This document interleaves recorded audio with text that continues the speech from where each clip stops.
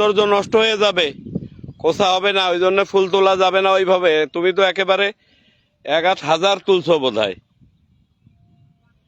চতরা পীরগঞ্জ রোডের চাপুনদহের বিল, চতরা থেকে 3 কিলোমিটার, পীরগঞ্জ থেকে 7 কিলোমিটার।